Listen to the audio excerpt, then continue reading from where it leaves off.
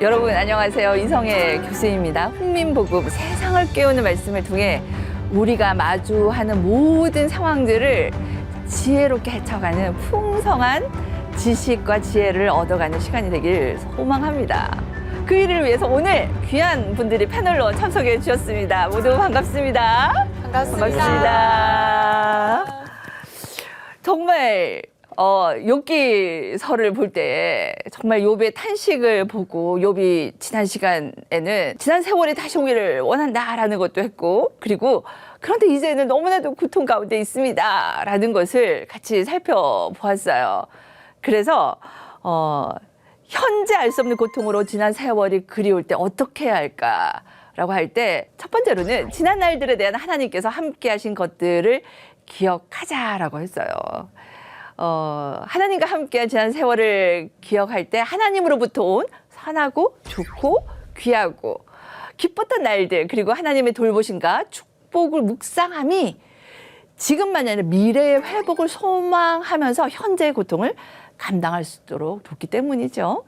그리고 고난이 도리어 하나님께서 행하셨던 일들을 더 명확하게 보이는 그런 시간들이 되기 때문입니다.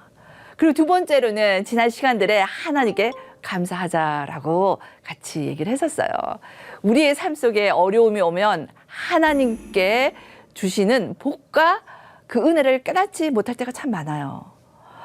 이미 주신 것이 무엇인지, 또 내가 누리는 것이 무엇인지 그것을 살펴보고 하나님께 감사하고 찬양하는 시간을 가질 때 우리의 입에 있는 불평이나 마음의 원망이나 불평이 감사와 찬양으로 바뀌어지는 기적을 경험하기 때문입니다. 그래서 그렇게 채우는 삶을 살자라고 얘기를 했었어요. 세 번째로는 현재 알 수 없는 고통 중에라도 의로운 삶을 지속해서 살아갑시다. 왜냐? 하나님의 정의가 행하여지기를 바라는 간절함으로 불공정한 일들과 고통을 다 겪는 사람들 속에서 비록 내가 어려움을 겪더라도 고난의 문제로 하나님의 의로우심을 포기하지 말고 욥처럼 의와 정직과 공평을 행함으로 우리가 사는 세상으로 나를 통해서 누구를 만나도록 하나님을 만나고 예수 그리스도를 만나도록 하자. 이렇게 욥기서 29장과 30장이 우리를 초대하고 있습니다. 그렇게 좀 한번 살아보셨습니까?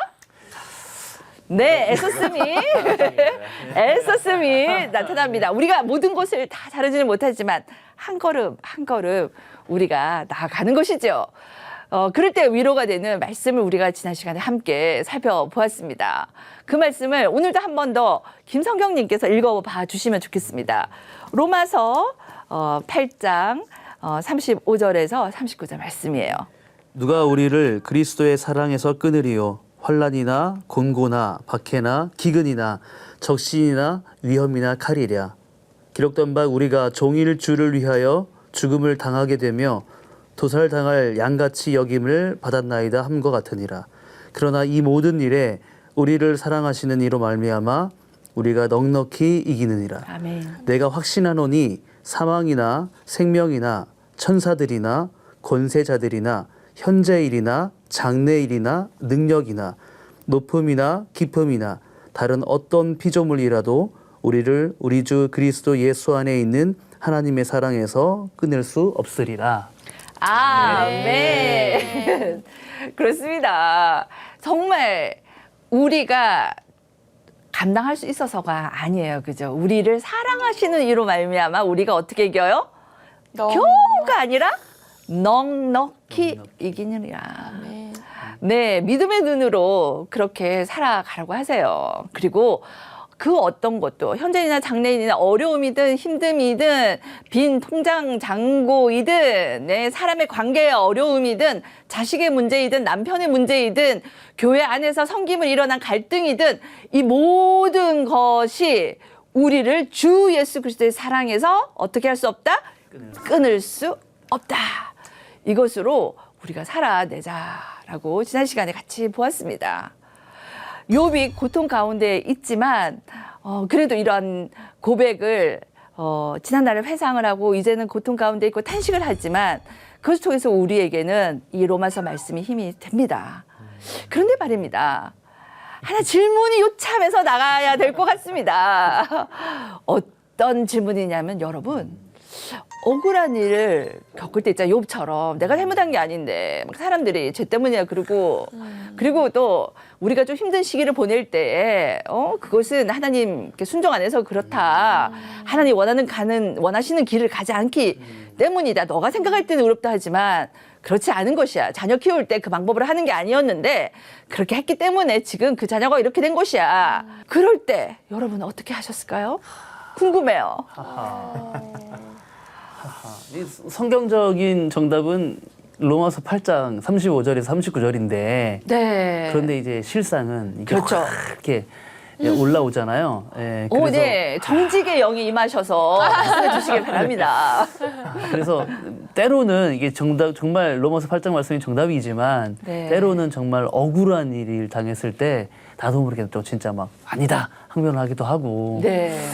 그러면서 또 후회하기도 하고 네. 예, 그런 반복의 삶인 것 같아요. 맞아요. 예. 인생은 그럴 수밖에 없는 것 같아요. 그죠? 이 억울하면 토로한다고 막 네. 네. 할 것 같아요. 막 아니야 하면서 항변하고 토로하고 항변하고. 어떻게 나의 이 결백을 말을 하려고 할 것 같아요. 오해를 풀려고. 대한민국에서는 그 결백을 얘기하고자 할 때 내 손에 뭘 한다고 그러죠? 장을 장을. 그죠? 나 그렇지 않은 사람이야. 만약에 그랬더라면 내 손에 장을 점점점 이런 얘기를 해요. 그죠? 그러니까 그만큼 내가 결백하다는 걸 얘기를 하는 거겠죠? 판동현님은 어떻게 하세요? 제가 어려움을. 여기서 저는 억울해도 참습니다 이러면 오늘 컨셉을 잘 잡으셨네. 거짓말이에요. 역시 네. 지혜의 영임하셨습니다. 잘 들어보고 가자. 네. 거룩거룩. 로마서 8장을 말씀에 기반으로 억울해도 참으려고 하지만 네 저도 이게 화낼 때는 이게 텐션이 올라오면서 좀 네. 막 목소리가 높아지기도 하고 네. 네, 억울하면 좀 짜증나잖아요. 이게 화나고 네. 참 참기가 이게 당연하죠. 그때 당시에는 성경 말씀이 싹 없어지는 은혜가 있어가지고 쉽지 않은 것 맞습니다. 같습니다. 쉽지 않아요. 네, 쉽지 않은 것 않아요. 같습니다. 그래서 욥기서가 지금 계속해서 욥이 하는 말이 탄식이고 나 억울해 힘들어라고 얘기를 한 거예요. 그러니까 자기의 의로움과 정말 하나님이 사탄이 앞에서까지 1장, 2장에 보면요. 욥은 의롭고 정직하고 여호와를 경외하는 자라고 3번이나 얘기했어요. 하나님이. 정말. 3번이나 하나님이 땅땅땅 의롭다라고 했으면 끝난 거 아닙니까? 맞아요. 그죠? 그럼 하나님이 3번이나 의롭다고 하고 또 특별히 사단이 앞에서까지 의롭다고 한 사람 있으면 얘기를 해보시죠. 없어요. 그래서 이제 얘기하는 것은 욥이 내 손에 장을 지져야겠다라는 것을 얘기를 합니다. 그것이 뭐냐면 결백 맹세문입니다. 왜 결백 맹세문은요 고대에도 있어요. 고대에도 있었는데 이것은 어떤 거냐면 주변에 누가 증인이 될 사람이 없는 거예요. 내가 결백하다는 걸. 그럴 때 내 스스로가 나의 증인이 되는 거예요. 그래서 하는 말이 내가 만일 뭐뭐 하였더라면 어떻게 하였을 것이다 라는 것을 결백 맹세문이라고 얘기를 합니다. 이것이 증인이 없을 때에 자신이 직접 무죄함을 입증하기 위해서 되어진 것이죠. 그래서 고대 이스라엘의 법정에서 소송에서 피고자가 결백하다고 주장하고 상대방에서 응답이 없으면요 그 결백을 받아지고 형벌이 취소되어진 거예요. 스스로 이렇게 얘기를 하면 즉 하나님의 응답이 필연적인 상황인데 욥은 지금 최후의 방법을 사용하고 있는 거예요. 법정 소송의 상대가 이제 하나님인 거예요. 하나님께서 응답하시도록 이제 결백 맹세문을 하고 있습니다. 네. 욥기 31장에 나타나는 이 맹세문의 특징인데요. 여기에서 보면은 31장에 나타나 있는 맹세문을 보면요. 1절에 4절에는요. 내가 만일 뭐뭐 하였다면 뭐 하리라 라가 아니라 언약문으로 돼 있어요.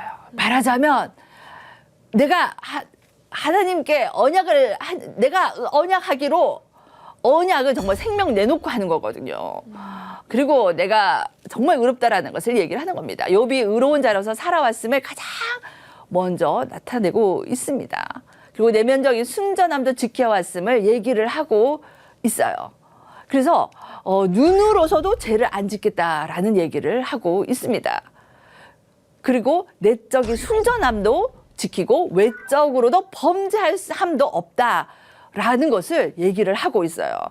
그것이 결백 언약문 아니면 맹세문 이렇게 나타나 있답니다.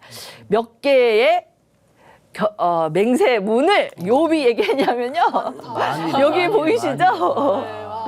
네, 16개나 하였습니다. 그렇죠. 이 정도면 정말 인생 전반에 나타난 문제를 얘기를 하고 있어요. 그러니까 내면적인 것을 얘기도 하고요. 그죠?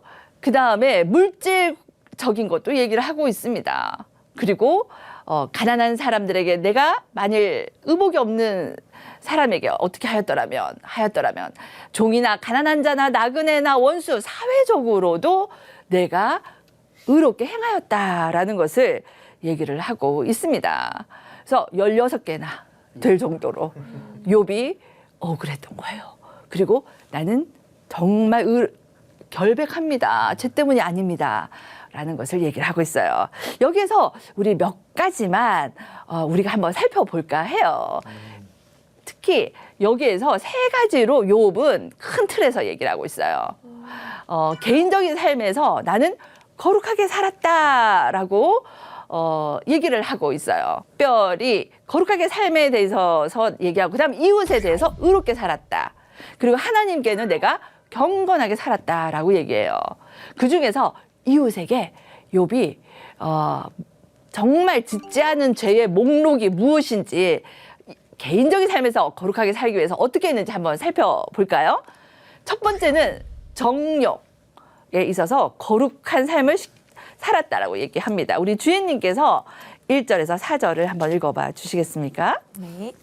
내가 내 눈과 약속하였나니 어찌 처녀에게 주목하랴. 그리하면 위에 계신 하나님께서 내리시는 분깃이 무엇이겠으며 높은 곳의 전능자께서 주시는 기업이 무엇이겠느냐. 불의한 자에게는 환난이 아니겠느냐. 행악자에게는 불행이 아니겠느냐. 그가 내 길을 살피지 아니하시느냐. 내 걸음을 다 세지 아니하시느냐. 아멘. 아멘. 여기서 보니까 눈과 약속했다고 했죠. 여기서 언약을 했다라는 것이에요. 조금은 약속에 대한 손가락 거는 것보다는 조금 더 깊은 의미가 있어요. 강력해요. 맞아요. 생명을 내놓고 내가 이것을 지키겠다고 약속하는 거예요. 근데 왜 눈과 약속을 했다라고 얘기할까요? 정욕에 있어서 고대에는요. 죄가 눈으로 가장 먼저 보는 것에서 느껴지는 것으로 오기 때문에 여기서 얘기를 하고 있어요. 그러니까 정욕에 있어서 내가 정욕을 행하지 않았다라고 얘기를 합니다. 그리고 난 다음에 속임수를 가지지 않았다라고 얘기를 해요. 우리 성경님께서 네. 한번 읽어봐 주시겠습니까? 네. 만일 내가 허위와 함께 동행하고 내 발이 속임수에 빨랐다면 하나님께서 나를 공평한 저울에 달아보시고 그가 나의 온전함을 아시기를 바라노라. 네, 속임수를 행하지 않았다고 얘기해요. 그 다음에 죄의 길도 따르지 않았대요. 이것을 주혜님이 한번 읽어봐 주시겠어요? 만일 내 걸음이 길에서 떠났거나 내 마음이 내 눈을 따랐거나 내 손에 더러운 것이 묻었다면 내가 심은 것을 타인이 먹으며 나의 소출이 뿌리채 뽑히기를 바라노라. 네, 아멘. 그렇습니다. 여기에서 만일 나오죠? 그 말하자면 만일 그랬더라면 어떻게 되리라 했는데 그렇게 행하지 않았다라는 것을 얘기하고 있습니다. 죄의 길도 따르지를 않았다고 얘기를 해요.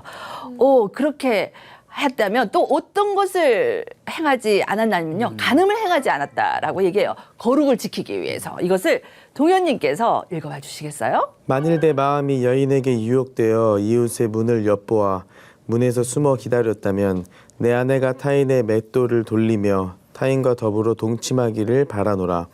그것은 참으로 음란한 일이니 재판에 회부할 죄악이요 멸망하도록 사르는 불이니 나의 모든 소출을 뿌리째 뽑기를 바라노라.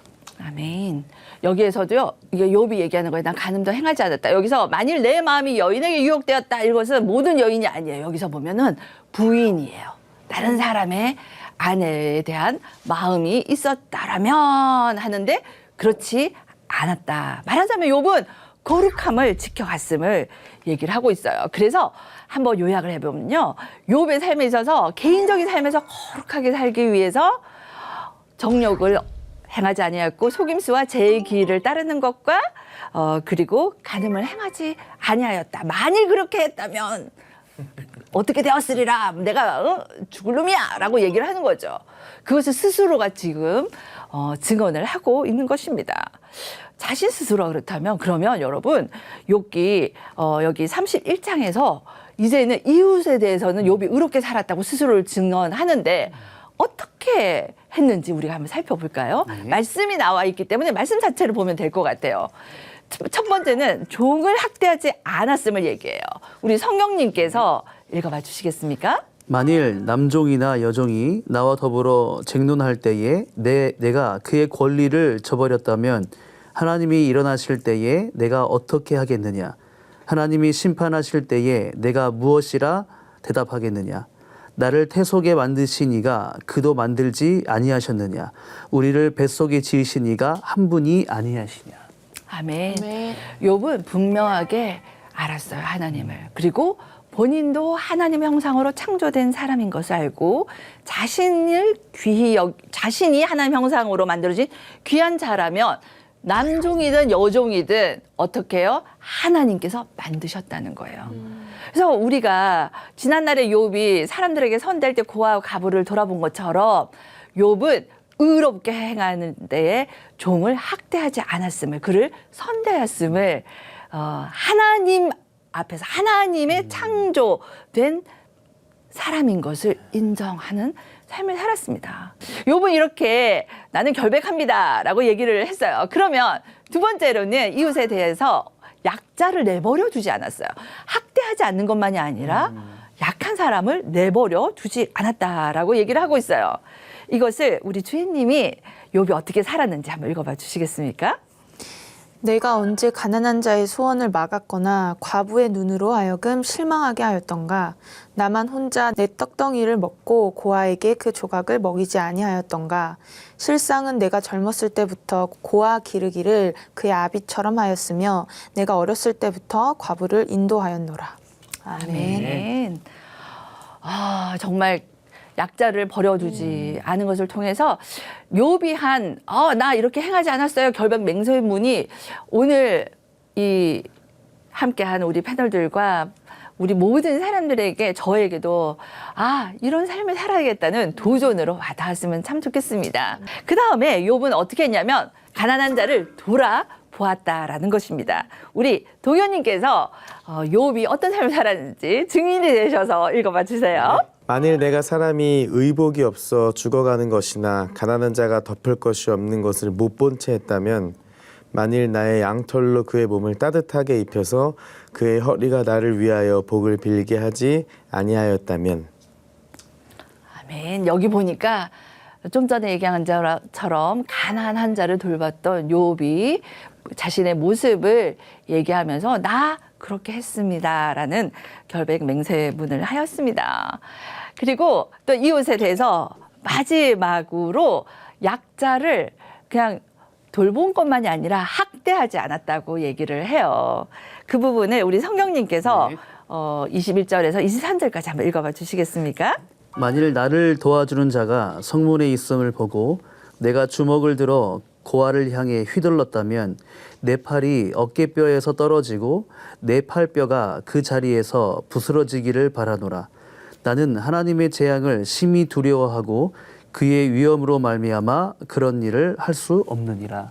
아멘. 네.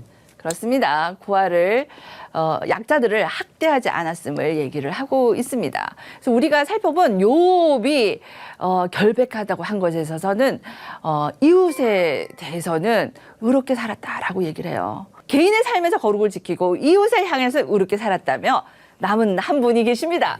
하나님을 향해서는 어떻게 하였냐면요. 경건한 삶을 살았다라고 그 결백 맹세문에서 얘기를 하고 있어요. 재물을 신뢰하지 않았다라고 얘기를 하고 있어요. 우리 동현님께서 한번 읽어봐 주시겠습니까? 만일 내가 내 소망을 금에다 두고 순금에게 너는 내 의뢰하는 바라 하였다면 만일 재물의 풍부함과 손으로 얻은 것이 많음으로 기뻐하였다면 아, 그렇지 않았다는 거예요. 순금, 네. 아니면은 코인, 요즘 같으면 주식, 네, 거기에 의뢰함이 가지지 않았음을 얘기를 합니다. 그러니까 재물을 신뢰함으로 그것이 우상이 되지 않도록 하였음을 얘기를 해요. 그 다음에 중요한 것이죠. 우상, 이런 성신을 숭배하지 않았음을 얘기를 하고 있어요. 동현님께서 계속 읽어봐 주시겠습니까?